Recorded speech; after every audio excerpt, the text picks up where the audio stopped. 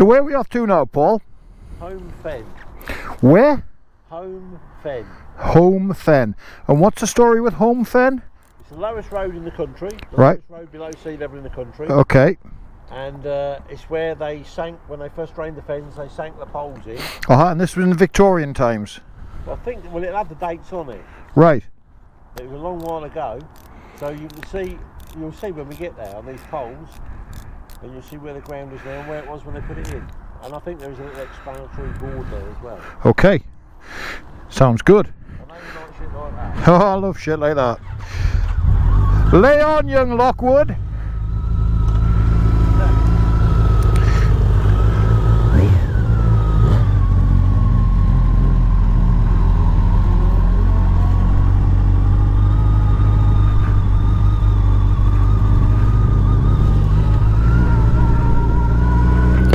Okay. Paul has warned me that this road is very ropey. The ropey road. Jackets, yeah, jacket shut, wallet safe, phone's intact. Zipped up on there, that's good. Oh goodness gracious.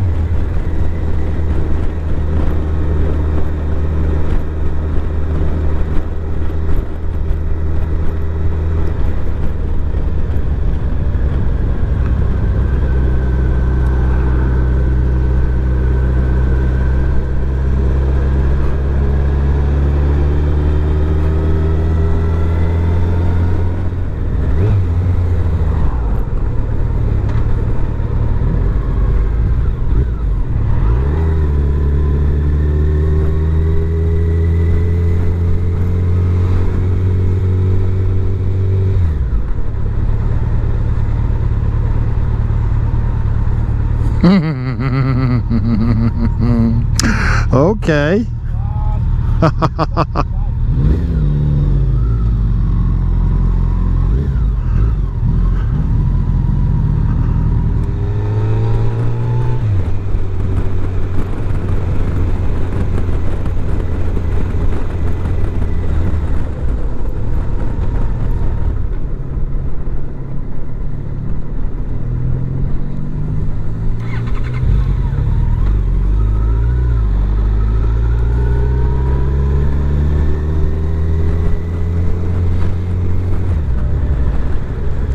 You've always got to be kind for horses because you don't want one of those jumping around in front of you and landing on top of you. They always come off worst.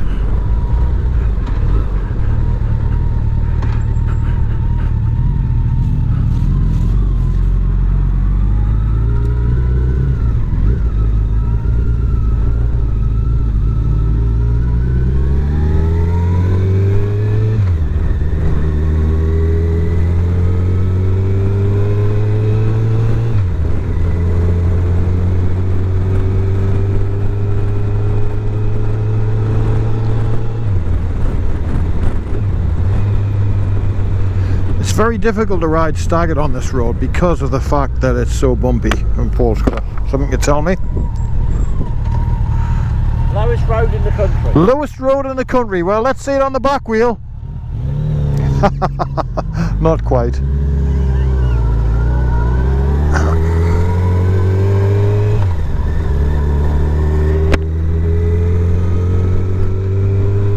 Oh goodness, yes, it is a bit bumpy.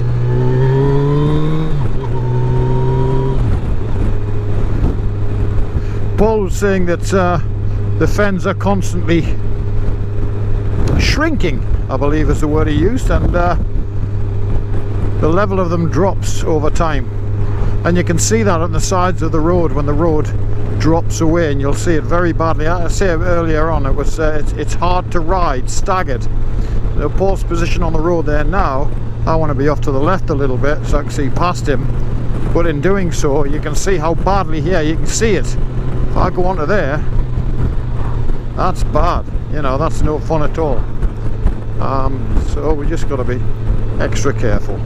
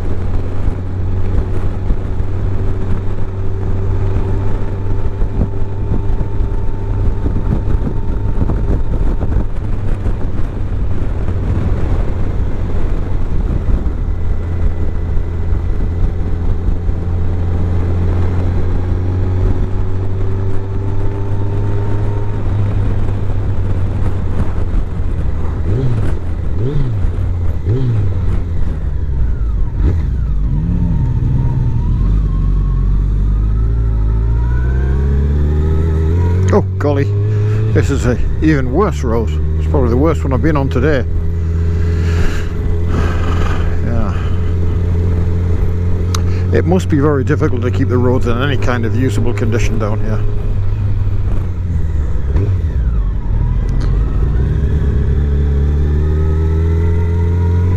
With the suffering as they do from all the subsidence.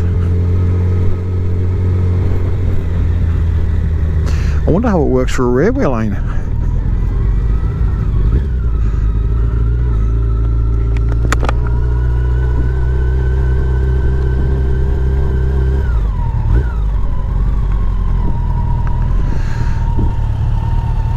Now here's a question for you, Paul. You were explaining to me why the subsidence on the roads is so bad here is because the fens are constantly shrinking away and pulling the roads down with them. Do you know how it affects the railway lines? Because surely they must be affected as well. Well, at one time they were all level with the road, and as you can see now, so they must have put no end of bloody build up on them. Yeah. So these were actually at some point level with the road, so that this is how far the roads dropped down over time. And that's since Victorian times. To what extent we're very close now. I think it's only a few hundred yards up the road, and you'll see to what extent. Right. Bizarre, isn't it? It is absolutely crazy. If you look back, and you look there and you see how hard it pulls up to this level crossing here. And when you see these poles, I think there's two, they've been here for a few years, but the top was just out, well you'll see. It's yeah, so when they were fitted the top was just at the level of the fens or just above. Just above. Right. And now the fens shrunk away down and obviously, yeah. And you'll see, and it's a lot more than what we can see on the bridge.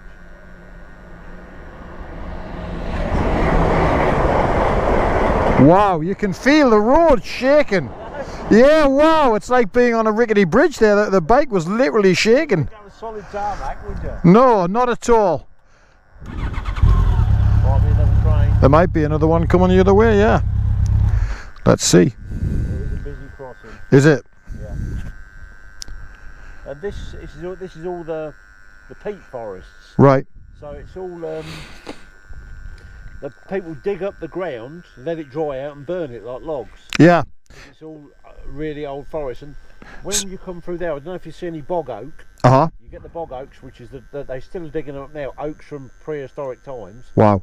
The interesting thing is they're massive. Some of them are, 300-400 foot long, and they're all facing the same way in the ground. As if something's pushed them over.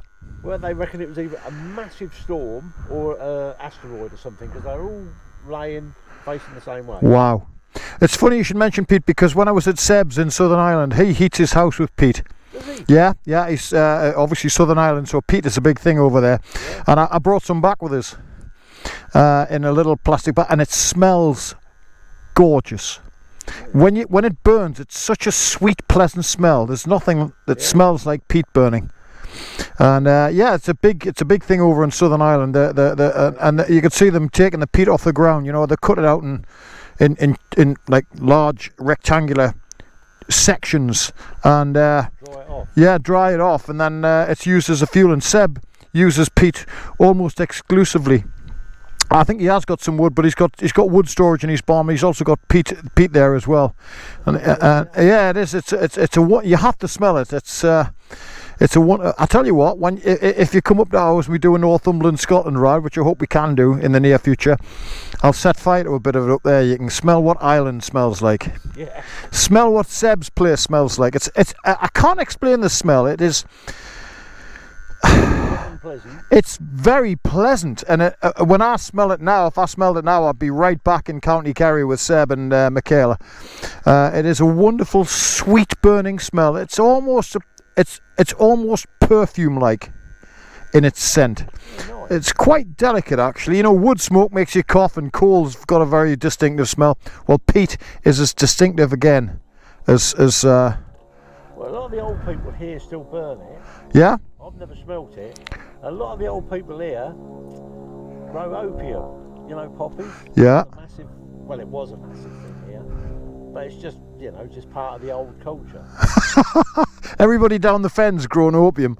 I don't know about everybody, but a lot of the older people that live out these places right out in the middle of nowhere, they don't do them for it or anything, because it's just part of that culture, you know. Yeah. Moonshine, isn't it? Yeah, I guess. Yeah. Oh goodness, great! I was drinking poachine in Ireland as well. Yeah. Seb said to me, "I've got a little present for you. Have a glass of this," and it was poachine. And like the peat, once experienced, never forgotten.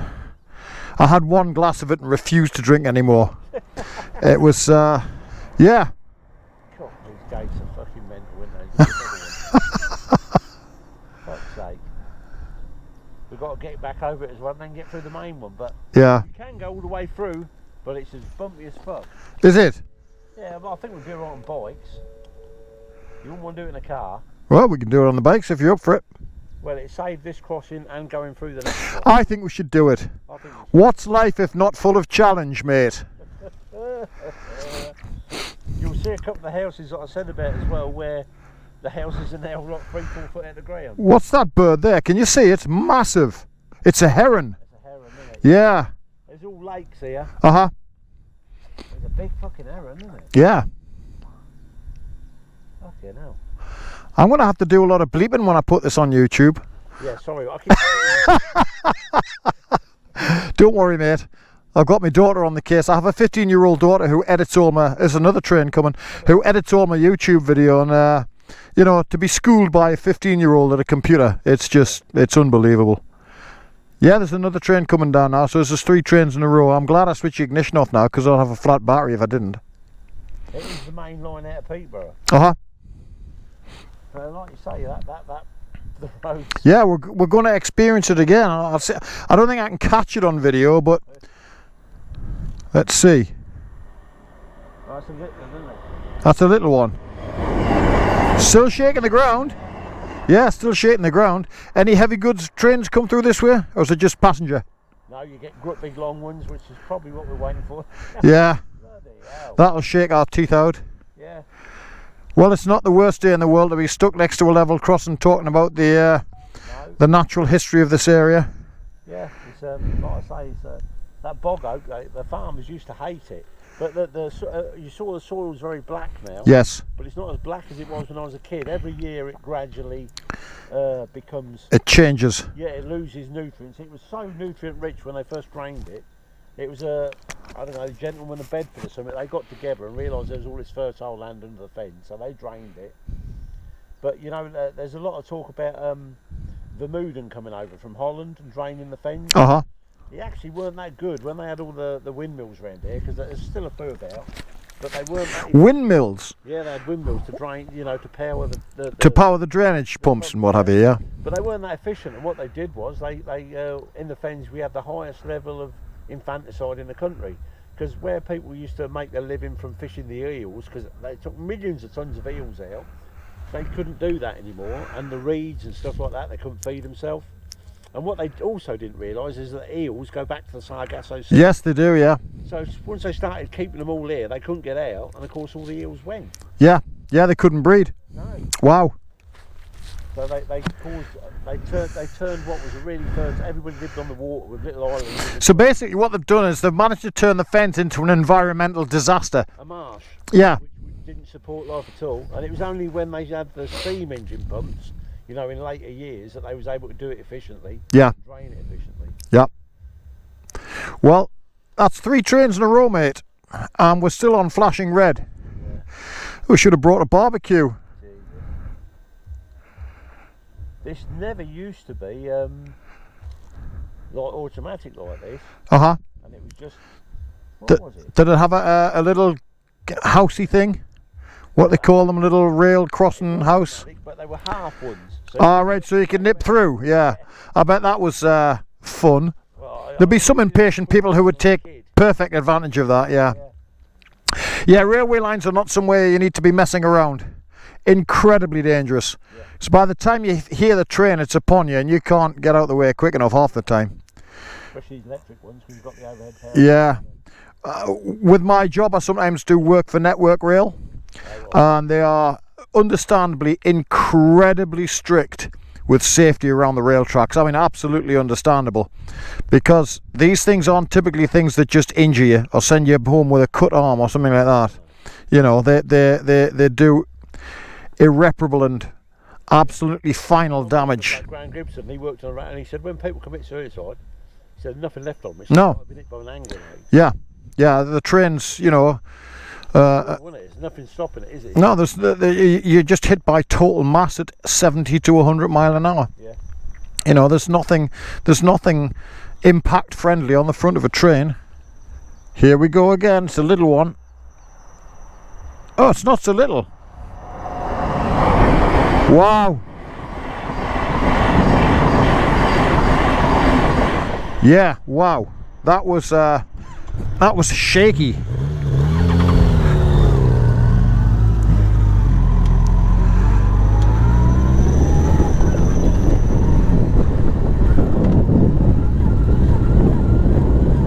Chuggy chug chug. Well, that was interesting. Something I didn't know about this area. Windmills, opium, and everything dropping down.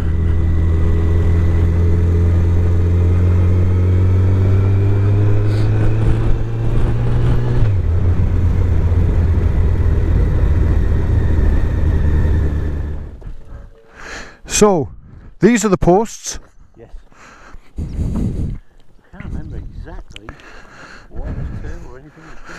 What's this? Is this some kind of drainage channel of some kind? Yeah? Yeah, straight away. Hello there, little one. You two enjoying the water? Wow. Ordnance Survey. Okay, 1892, 1870. My goodness! 1848. 1848 at the top to 1892. And here's obviously the That would have been sticking it, but that was the ground level. so that was the ground level in 1848. Yeah, that's how much you shrunk. That's how much they've drained out of the Fens. Yeah. Wow. And you can see it's slowed down. I mean, what, that must be 12, 15 foot. Is it 12 foot? Easy that, isn't it? 6 foot. Yeah. I mean, I'm 6 foot plus with the crash helmet on. Yeah. There's easily that above me there. So you see how far in 10 years from 1860 to there, then how much it slowed down in 5 years. Yeah.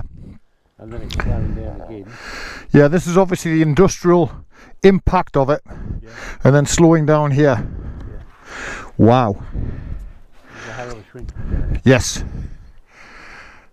I'm impressed, mate. Information on that board, on the ones off in there. Yeah.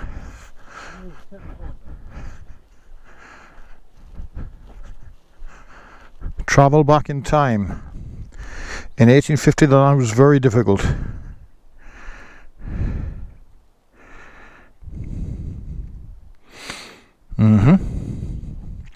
I'm not going to read all that out. We'll see if we can do some kind of freeze frame perhaps.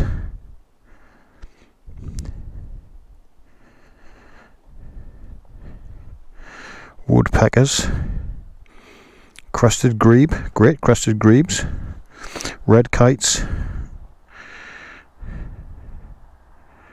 Wow. So even when you were a kid, I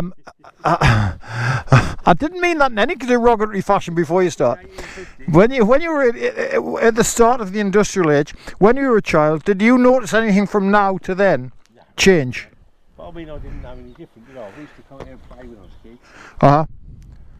This isn't far from Ramsey, so we used to push bike here. Or Right. I went with my dad when he was fishing, because he'd fish the meres. The lakes here, they call them meres, and they were a lot bigger. Right. And that's why that road we went on when we were coming up, when I overtook that cement mixer thing. Yeah. That's called Ugmere Court Road. Okay. Ugmere was the mere. Right. So we go this way, you'll see a house up there on the left, out of the ground like I said. Yeah, it says in it, they sunk that one on the right originally, and then they put that one in so they could show how much it had sunk. It's impressive. Terrifying in some ways as well. Yeah. To realise the impact that somebody can make, you know, to a whole landscape over 100 years or so. 150 years. But we'll be alright. Yeah. We ain't got much to do, we're back out the main road. Not the main road's going to be much better. Lead on.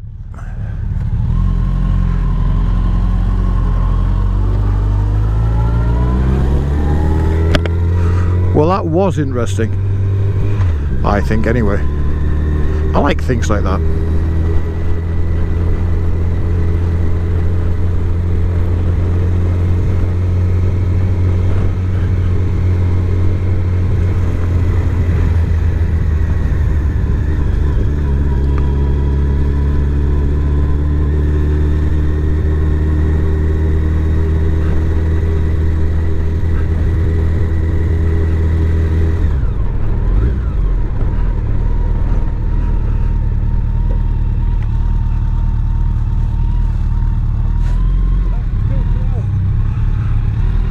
Built it up.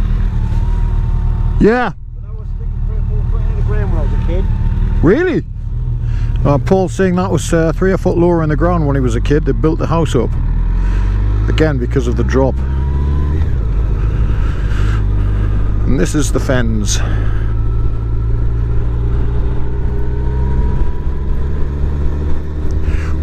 Once upon a time, covered in water.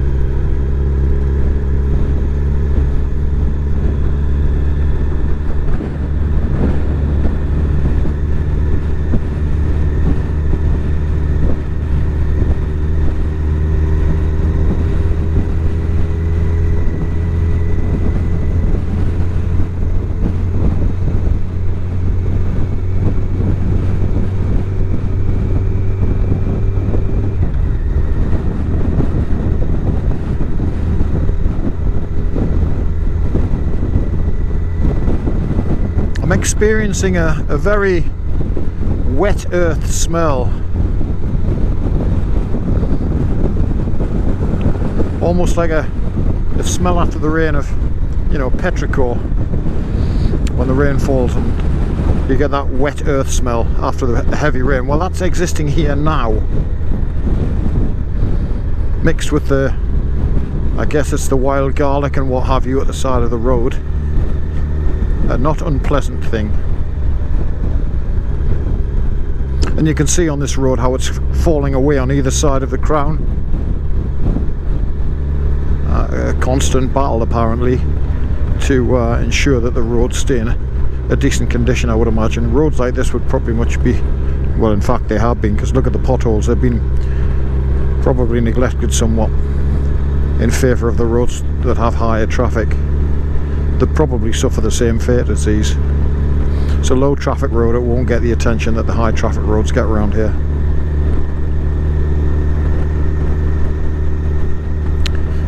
We normally ride staggered, but Paul's in the middle of the road for a reason. As I've explained, sides of the road are very battered. They don't make for a pleasant experience to ride on.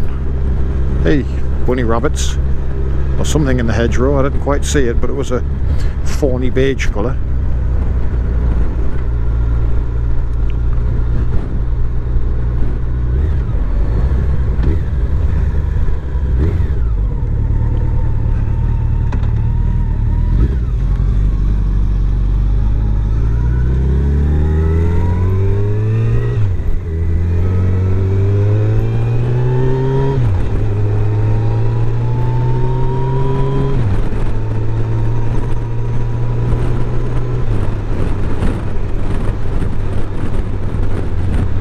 Golly gosh, it is a bumpy one. Oh.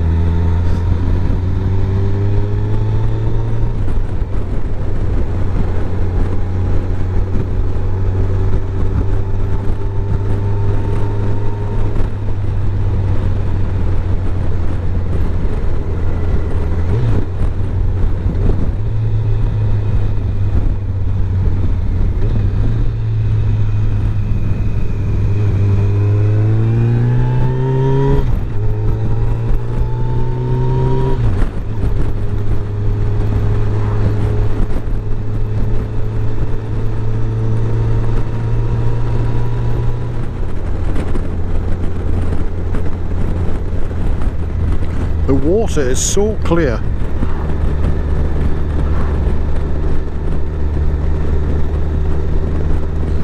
You can see right to the bottom.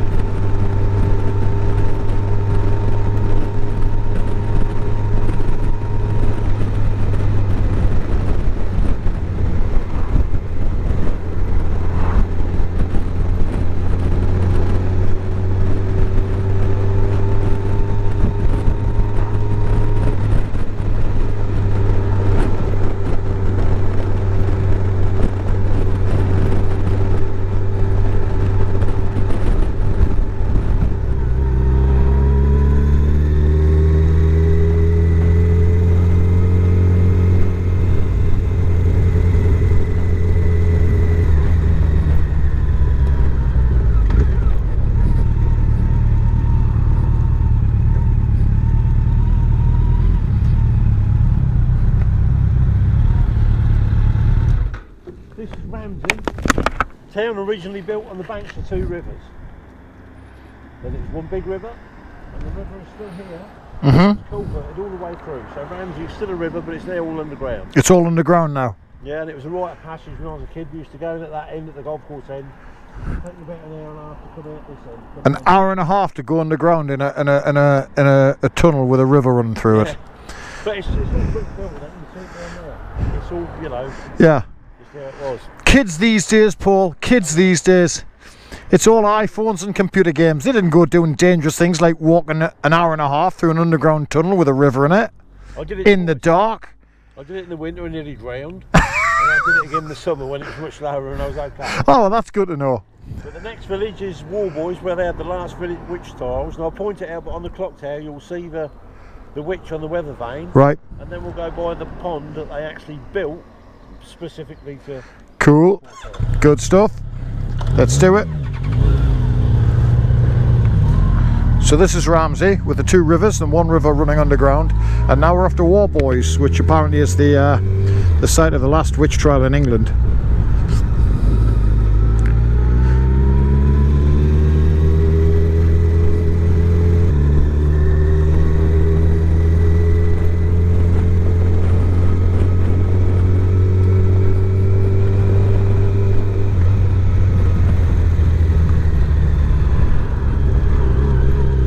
There's our tower with a witch on the top. It's hard to see because the witch is not pointing in the direction that's easiest to see it.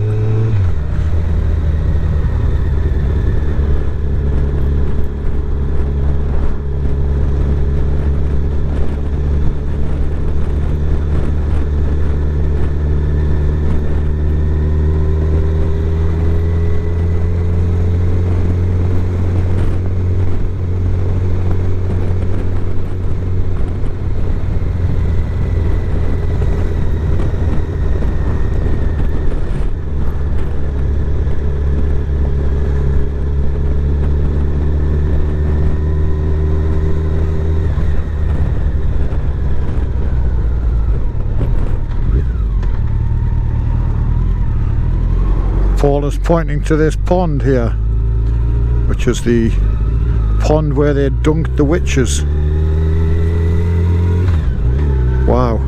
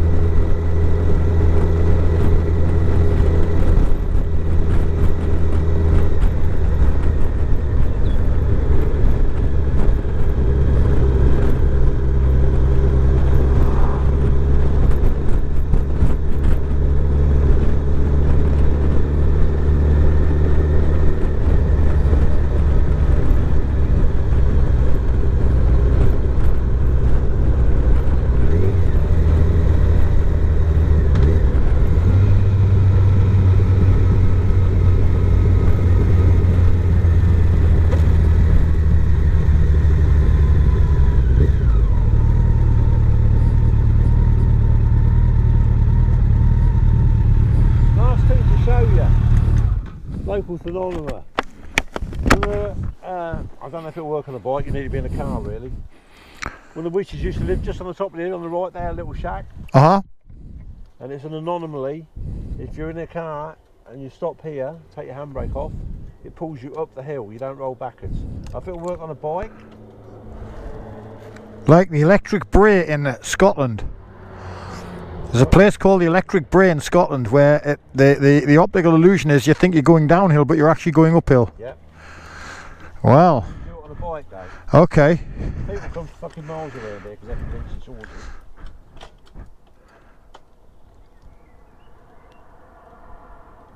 No, it's too heavy, isn't it? There's definitely something there though. I mean, it looks like it's going uphill but you can easily move it. Yeah. Look at that. Yeah, I mean it looks like it's uphill but... Hey, we're on the move.